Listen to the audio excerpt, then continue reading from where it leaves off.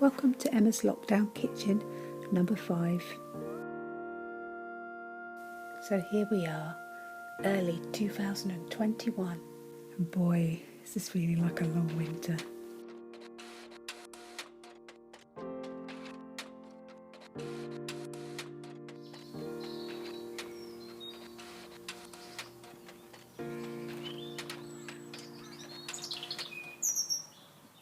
For this little film, I thought I'd revisit a book that I talked about last year when I made a little film about making elderflower cordial.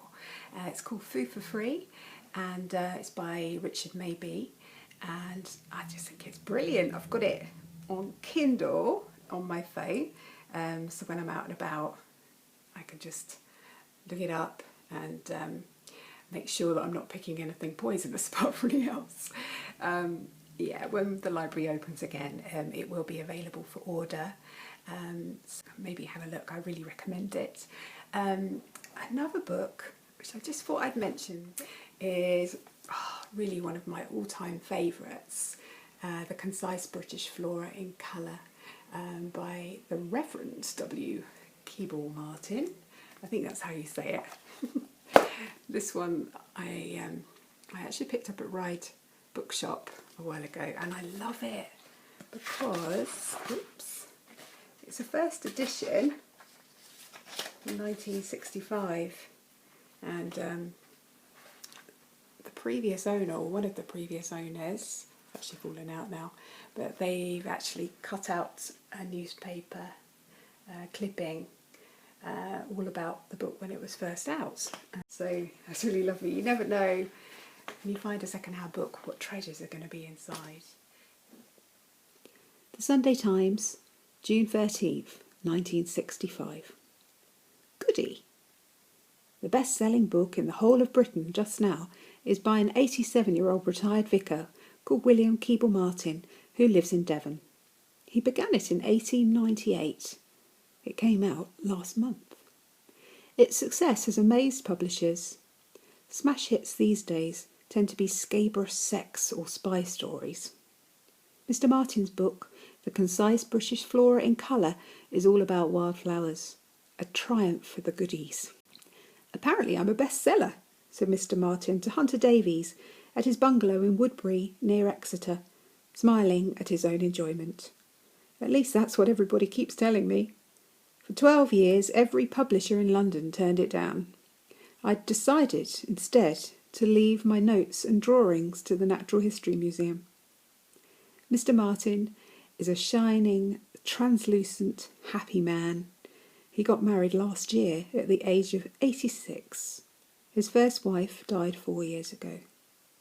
He still takes communion every Sunday at his local church, visits parishioners, digs and tends his large garden by himself, and walks 3 miles every day. This is also available for order through the library service on the Isle of Wight. It's actually based at the library headquarters in Lord Louis, but you can order that from any library on the island. So that's another book. If you haven't come across it, it's absolutely beautiful. I mean, the illustrations, I think, are fantastic. Just amazing.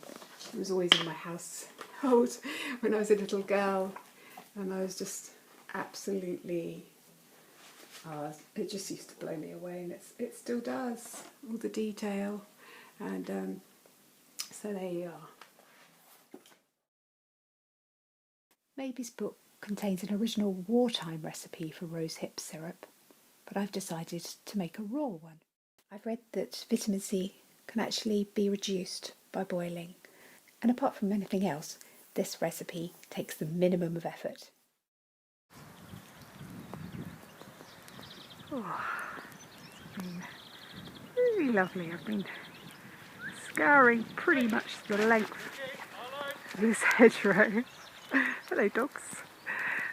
Finally I've struck gold, or should I say ruby. Here they are. At last my patience has been rewarded. It's a very lean month, January, but these treasures are available if we seek them out.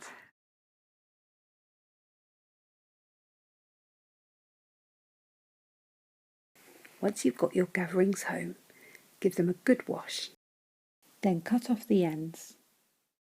Then take a fork and gently score each rosehip. Next, take a sterilised jar and put a thin layer of sugar along the bottom. Then put a layer of your rosehips and then another layer of sugar, and keep going until you either get to the top of the jar or you run out of rosehips. Place your jar on a sunny windowsill and leave it for about 2 to 3 weeks and up to a month. The moisture will be drawn out of the rosehips by the sugar, and then a lovely fragrant syrup will be created. Each rosehip contains fine hairy fibres which are an irritant if swallowed. So once your syrup is ready, make sure you drain it through a fine sieve or squeeze it through some clean cotton muslin.